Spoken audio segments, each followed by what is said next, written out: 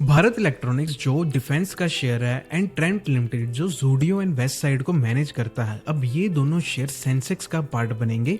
ये शेयर अब सेंसेक्स में रिप्लेस करेंगे Nestle India and IndusInd bank को।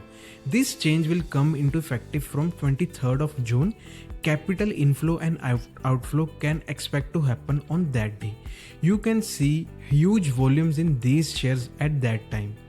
अब due to this Trent Limited में 2400 करोड़ का इन्फ्लो होगा एंड भारत इलेक्ट्रॉनिक्स में अप्रोक्सीमेटली 2300 करोड़ का इन्फ्लो होगा।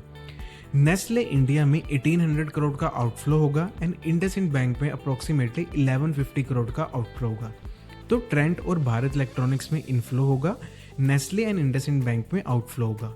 तो ये ज़रूरी नहीं है कि ट्रेंट एंड भारत इलेक्ट्रॉनिक्स बढ़ेंगे, Nestle India and IndusInd bank गिरेंगे, बिकॉज हिस्ट्री में देखा गया है कि जब इन्फ्लोज एंड आउटफ्लोज होते हैं तो शेयर की जो मूवमेंट है वो ऑपोजिट भी हो जाती है। अब हम ये देखते हैं कि ये कैपिटल इन्फ्लो एंड आउटफ्लो होते क्यों हैं।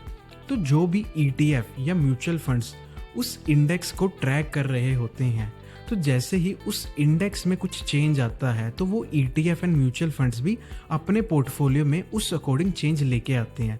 तो कोई अगर इंडेक्स में से स्टॉक्स निकलते हैं तो वो म्यूचुअल फंड भी उस स्टॉक्स में से एग्जिट कर देते हैं, मतलब कि आउटफ्लो लेके आते हैं, जो नेस्ले और इंडसइंड बैंक के केस में होगा।